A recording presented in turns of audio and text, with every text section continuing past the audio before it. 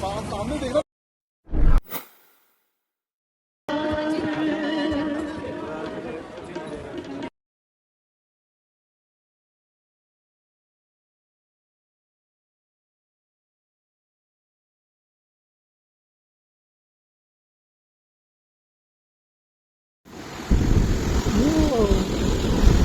Hi everyone, welcome to my YouTube channel. So recently ना मैंने अपना फर्स्ट ट्रैक कंप्लीट किया, जो कि one of the most difficult track बोल सकते हैं, जो कि था हेमकुंड साहिब का।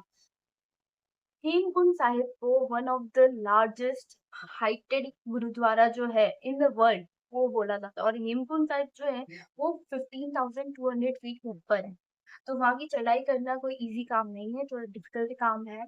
और ये मेरा पहला ट्रैक था, तो मेरा एक्सपीरियंस तो बहुत ही ज्यादा मजेदार था। बहुत ही फन लविंग ट्रैकिंग, बहुत जोरदार हुई हमारी। तो वीडियो बिल्कुल स्किप नहीं करनी है, आपको मैं सब कुछ डिटेल में बताऊंगी कि स्टे कहाँ हुआ। तो आपको सबसे पहले पहुंच जाना है ऋषिकेश। तो ऋषिकेश तुमको पहुंचना है, ठीक है। फिर ऋषिकेश से तुमको जाना है गोविंद घाट, ठीक है। बाय ट्रैवलर, बाय बस, बाय एनी मोड जो मिले उसके थ्रू तुम चले जाओ गोविंद घाट। गोविंद घाट में तुमको स्टे करना है। फिर नेक्स्ट डे तुम गोविंद घाट से जाओगे पुलना। गोविंद घाट से पुलना जाने के लिए एक जाएगी जीप, शेयर ऑटो जाएगी, जिसका रेंट आएगा 60 रुपीज पर पर्सन। 4 किलोमीटर का ये पूरा रहता है जीप का। तो वो पूरा कवर करती है, पूरी जीप 4 किलोमीटर कवर करती है। तो तुम पुलना पहुंच जाओ। तो पुलना जो है ना, वहां से तुम्हारा रियल ट्रैक बोले तो स्टार्ट होगा, जहाँ से तुमको चढ़ाई करना है। पुलना से तुमको जाना है घांगरिया। पुलना से घांगरिया 10 किलोमीटर का ट्रैक है। उसमें अब तुमको 5 से 7 घंटे आराम से लग जाएंगे पहुंचने में। ऊपर खड़ी चढ़ाई है, बीच बीच में स्टिप रोड भी है, साइड रोड भी है। और बाकी मोस्ट ऑफ खड़ी चढ़ाई है उसका, ठीक है। तो तुमको जाना है पुलना से घांगरिया। डे वन तुमको घांगरिया में स्टे करना है कैंप में। वहाँ पे सारे कैंप और टेंट वगैरह है, और मार्केट के अंदर साइड होटल्स वगैरह, ठीक है। फिर होटल्स तो मोस्टली मुझे कम ही लगे, मतलब ज्यादातर उधर कैंप्स ही हैं, हम लोगों ने भी कैंप में ही स्टे किया है। फिर नेक्स्ट डे डे टू में तुमको जाना है घांगरिया से valley of flowers. Valley of flowers, okay, वो है 3,000 फीट ऊपर। उसमें तुमको 4 किलोमीटर का है ये पूरा, और 3 से 4 घंटे तुमको लग जाएंगे पहुंचने में वैली ऑफ फ्लावर्स में। ओके, तो वैली ऑफ फ्लावर्स में एंट्री फीस है 200 रुपीज पर पर्सन। और उसमें ऐसा कुछ है नहीं आईडी कार्ड का रूल, क्योंकि मैं भी अपना स्टूडेंट आईडी कार्ड लेके गई थी, बट सच कुछ रूल है नहीं उसका। और वैली ऑफ फ्लावर्स की इम्पोर्टेंट चीज, वहां पे कुछ भी फूड अलाउड नहीं है। फूड अलाउड नहीं है मतलब ये है मेरा कि ऊपर वैली ऑफ फ्लावर्स में तुमको कोई स्टॉल नहीं मिलेंगे, कोई खाने पीने की चीजें नहीं मिलेगी, वहां पे कोई शॉप्स ही नहीं है वैली ऑफ फ्लावर्स में। वो फॉरेस्ट रिजर्व से वाइल्ड लाइफ एरिया है, तो वहां पे तुमको ऊपर कुछ नहीं मिलेगा। तुमको खुद का सामान खुद ही लेके जाना है, तुमको खुद का सामान खुद ही लेके जाना है। तो एक पानी की बोतल रख लेना, और खाने पीने का सामान खुद के बैग में लेके जाना ऊपर वैली ऑफ फ्लावर। ऊपर वाटरफॉल्स है, तो वहां से तुम अपनी बॉटल रिफिल कर सकते हो, लेकिन ऊपर खाने पीने का सामान कुछ नहीं मिलता है। ओके, तो वेरी ऑफ फ्लावर्स में ना तुम वापस है ना दोपहर के टाइम या 2-3 बजे वापस नीचे उतरना चालू कर देना, क्योंकि 5 बजे वो बंद हो जाता है Valley of Flowers. Checkout time होता है उनका। सो बेसिकली शाम के टाइम सब बोलते हैं, रात के टाइम वहाँ पे ना जानवर आ जाते हैं। जैसे वहाँ पे लिखा हुआ भी था भालू प्रभावित क्षेत्र, और भी कुछ जानवर आ जाते हैं। और हमारे साथ जो लोग थे उनको डियर दिखा था। सो अपने ग्रुप वालों के साथ रहना, गाइड के साथ रहना, तो इजी रहेगा। अगर आपको कोई जानवर दिखे भी और वहां पे कोई तुम्हारी हेल्प करने नहीं आएगा, मतलब ऐसे वहां पे वो बॉडी गार्ड्स वगैरह क्या बोलते हैं, वो नहीं रहते हैं, तो तुमको खुद ही खुद करना पड़ेगा। और डरना मत, लाठी दिखा देना यार, डरना। ओके, फिर मैं बता रही थी वापस तुम घांगरिया आ जाओगे। फिर थर्ड डे तुमको जाना है घांगरिया से वापस हेमकुंड साहिब। हेमकुंड साहिब का जो है 6 किलोमीटर का है ये पूरा, लेकिन मुझे पता नहीं क्यों इतना बड़ा लग रहा था। तो तुमको 5 से 6 घंटे लग जाएंगे ऊपर पहुंचने में हेमकुंड साहिब। हेमकुंड साहिब के ऊपर मेडिकल रूम है, वहां पे लंगर भी होता है। और वहां पे ये टेम्परेचर अराउंड 4 डिग्री सेल्सियस, कभी माइनस में भी रहता है, हमारे टाइम था -2 डिग्री सेल्सियस था। तो वहाँ पे बर्फ वगैरह होती है और ऐसे ठंडा मौसम रहता है, तो हाँ, स्वेटर लेके जाना, ओके, क्योंकि वहाँ ठंड लगेगी और वहाँ का पानी भी बहुत ज़्यादा ठंडा है। सो हेमकुंड साहिब में ऊपर जब तुम चढ़ते हो ना 6 किलोमीटर, वो पूरी खड़ी चढ़ाई। एक बार तुम कुल्ला से घांगरिया से बेलिया बस तुमको नॉर्मल लगेगा, लेकिन जो असली जो बोलते हैं ना डिफिकल्ट पॉइंट आएगा वो तुम्हारा हेमकुंड साइड में आएगा, क्योंकि उधर सारी स्टीप क्लाइंबिंग है। पूरे वक्त तुमको खड़ी चढ़ाई करनी है। आई तुम सोचोगे ये एंड क्यों नहीं हो रहा।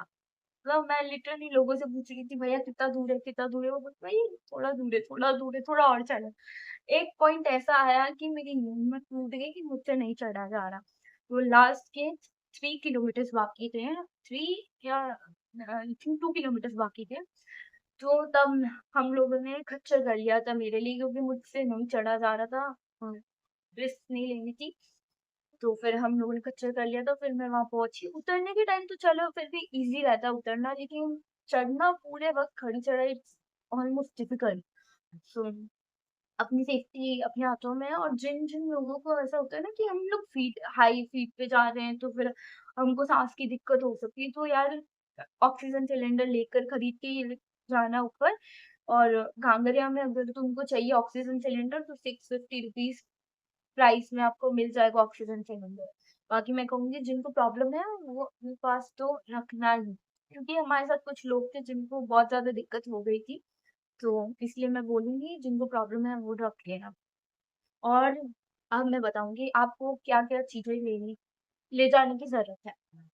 तो फर्स्टली तुमको ना एक छोटा-सा बैग तैयार करना है, जिसमें तुम बैंडेजेस रखोगे, तुम्हारी तुम्हारी मूव और वॉलीनी रख लेना उसमें, और दवाइयाँ रखोगे, वॉमिटिंग की, पैरासिटामॉल रख लेना, बुखार की और खाँसी-जुकाम की दवाइयाँ रख लेना। जो इम्पोर्टेंट हो, और भी अगर तुम्हारी कोई दवाइयाँ हो नेसेसरी तुमको लगती है तो तुम वो रख देना, और चॉकलेट्स वगैरह उसमें रख देना। ठीक है? तो ये हो गया। दूसरी, एक और छोटा बैग रखना, उसके अंदर ना तुम तुम्हारा पोंचो रख लेना, क्योंकि रेनकोट तो चाहिए। रेनकोट क्योंकि वहाँ बिन मौसम कभी भी बारिश हो जाती है, भले ही थोड़ी देर के लिए हो, कभी ज़्यादा भी हो जाए, तो हेमकुंड टाइप के वहाँ तो होती ही है बारिश मोस्टली। तो रख ही लेना खुद के पास रेनकोट, तो एनी टाइम रखना, वैली ऑफ फ्लावर के टाइम पे रखना, हेमकुंड के टाइम पे रखना, सारे टाइम पे रखना ही है रेनकोट। ठीक है? और स्टिक खरीदनी है तुमको। वो स्टिक जो होती है ना, वो तुमको मिल जाएगी कहाँ मिल जाएगी? गोविंद घाट में गुरुद्वारा है, वहाँ पे एक मार्केट है गुरुद्वारा के वहाँ पे, तो तुमको वहाँ पे स्टिक मिल जाएगी लकड़ी की। ₹50 लेंगे लकड़ी की स्टिक के।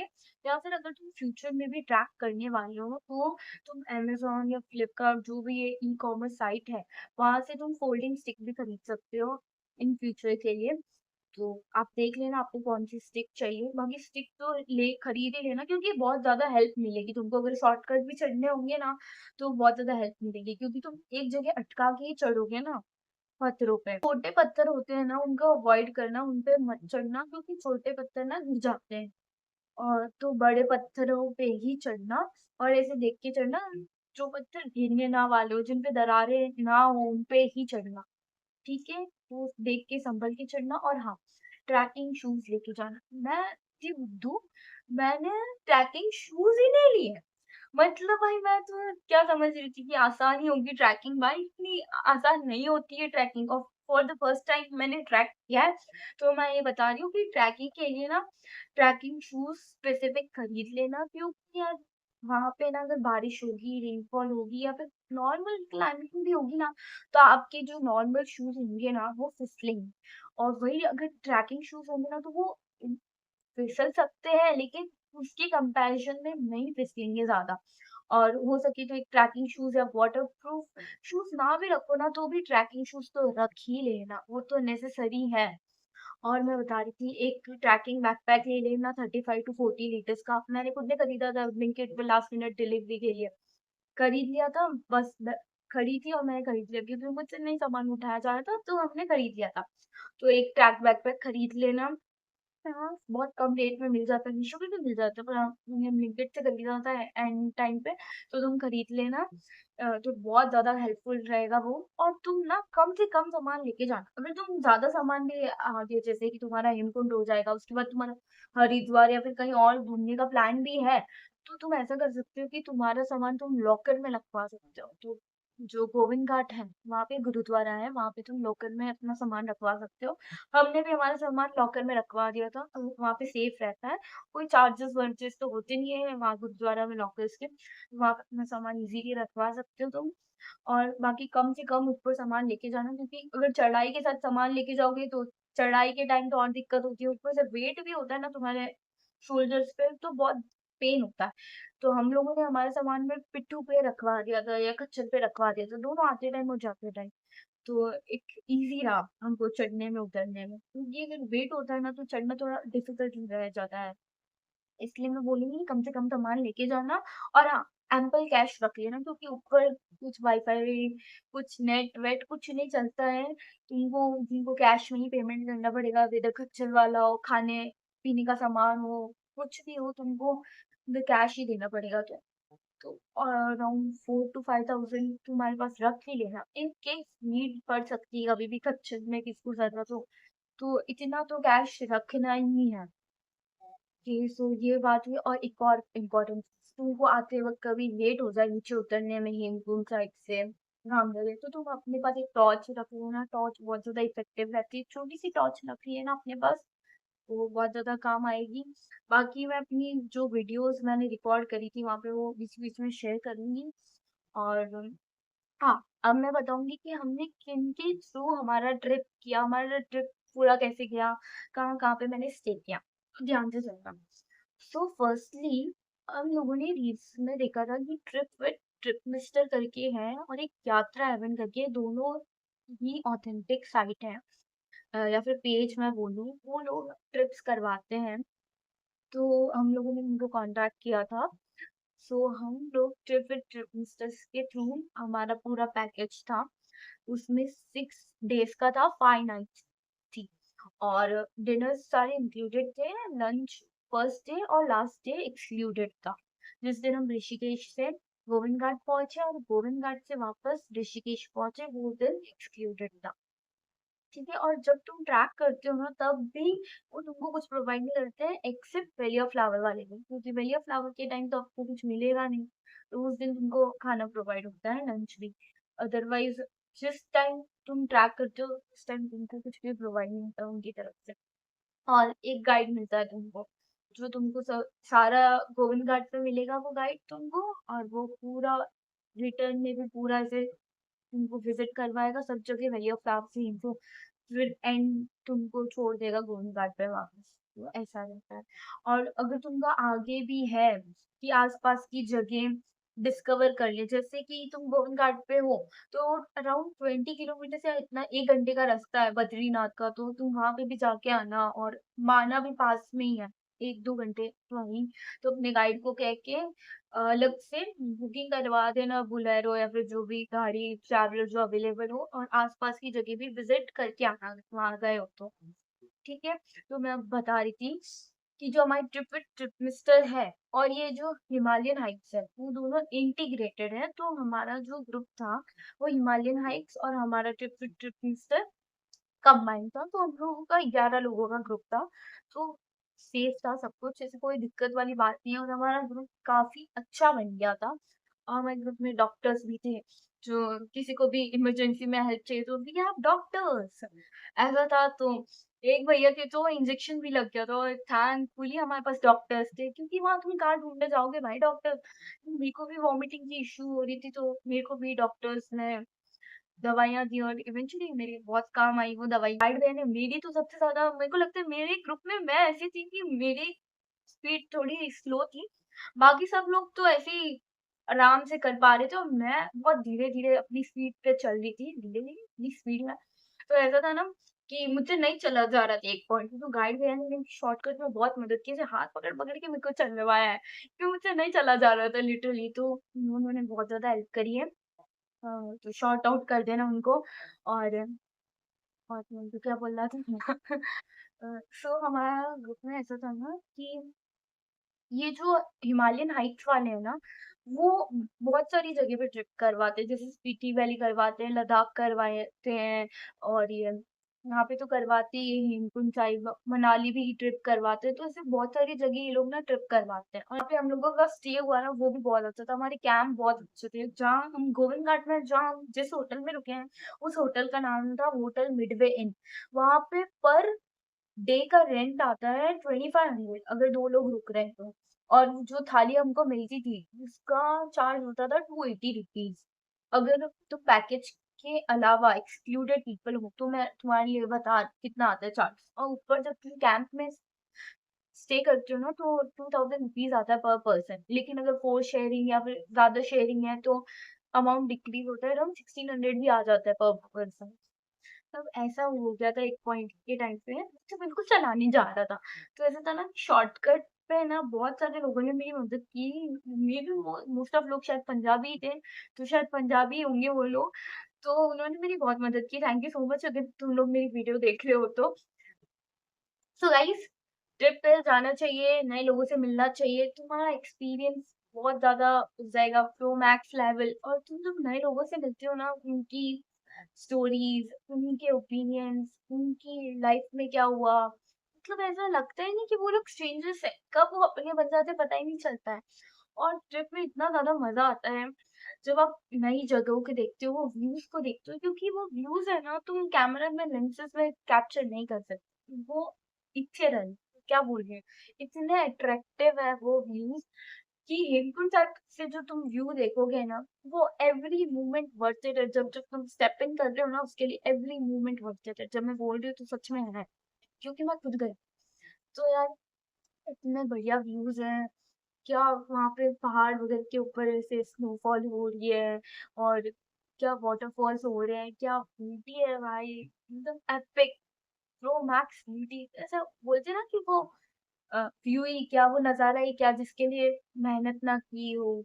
तो यार, जब जब तुम वो स्टेप इन करोगे, क्लाइंब करोगे, तुम वो जो नज़ारे देखोगे ना रुक-रुक के, वो इतने ज़्यादा प्यारे होंगे ना, तुमको वर्थ इट लगेगा कि हाँ, हमको पूरा चढ़ के देखना है कि कैसा दिखता है नज़ारा। तो यार, बहुत ज़्यादा मस्त है, तुम लोग जाओ Hemkund Sahib, valley of flowers है, बहुत मज़ा आएँगे तुमको। और ये वर्थ इट है। और हाँ, हर दिन तुम्हारे पैर दुखने वाले हैं, बता रही हूँ मैं पहले से, क्योंकि मेरे तो हर दिन दुखे, तो हमारे साथ जो लोग थे उनके भी हर दिन दुखी। तो हम लोग रोज वॉलिनी मूव ऑन लगाते, मूव लगाते, रोज पैरों पे लगाते हैं फिर चढ़ते, रोज लगाते, बीच रास्ते में भी लगाते हैं फिर चढ़ते, क्योंकि बहुत ज्यादा पैर दुखते हैं। तो ऊपर है ना, एक और चीज, हमारे कैंप में बटन नहीं था, घी नहीं देते थे उधर रोटी पे लगाने की। तो या तो घी खरीद लेना, बटर जो भी अमूल के आते हैं, या फिर खुद से लेके जाना, क्योंकि ऊपर रोटियों पे घी नहीं मिलता है। Yes, this is true. And one more thing, तुम ना अपने नाखून काट लें। यस, पैरों के नाखून काट लेना, या फिर नेल कटर लेके जाना, क्योंकि जब तुम चढ़ने लगते हो या उतरने लगते हो ना, जो नाखून बड़े हुए होंगे, तो आपके पैरों में दर्द होगा, इसलिए बोल रही हूँ कि नाखून काट के जाना। ओके। और ट्रिप करो ऐसे ही, मौज मस्ती करो, रोकनी नहीं चाहिए मस्तियाँ, और बहुत मजा आएगी तुमको। स्ट्रेंजर्स के साथ ट्रिप करके देखो कैसा एक्सपीरियंस होता है। मतलब मेरा तो बहुत ज़्यादा अच्छा था। गाने होते चलते दिमाग में, मेरे ही इशारों पे चले हैं वक़्त। तो ऐसे पूरा मज़ा आती है, ऐसे वाइब करके जाओ, स्पीकर लेके जाओ, हाँ, स्पीकर लेके चले जाना। तो ऐसे बहुत मज़ा आती है जब तुम चढ़ते हो, एवरी मोमेंट को वर्थ इट लगता है। तुम रुक-रुक के देखते हो, और तुमसे अगर चला नहीं भी जा रहा है ना, तो ये प्रो टिप है, जो मेरे गाइड ने हमको बोली थी।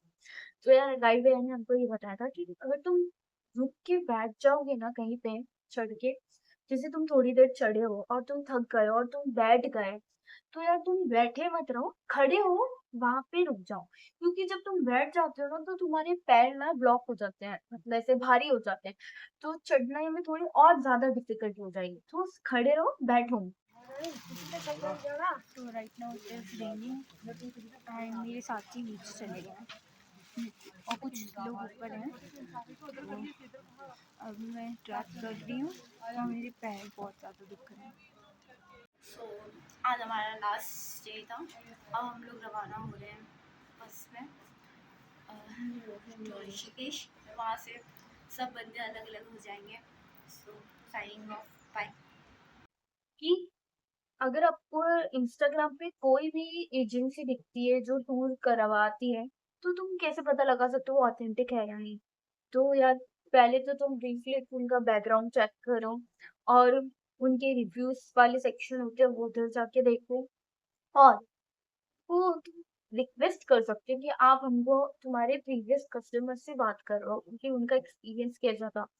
सो तुम ये भी कर सकते हो क्योंकि हमको नहीं पता कि कब हमारे साथ फ्रॉड होता है। इवेंचुअली हम लोगों ने तो सब कुछ प्री चेक करके ही उनको बुक किया था और बहुत अच्छा गया। और मैं जिनका बता रही हूँ ना, वो बहुत जेन्युइन है और मैं उनका फोटो डिस्क्रिप्शन में सब कुछ डाल दूंगी, तुम उनको कांटेक्ट कर सकते हो। बहुत ही रीजनेबल रेट में वो ट्रिप्स करवाते हैं।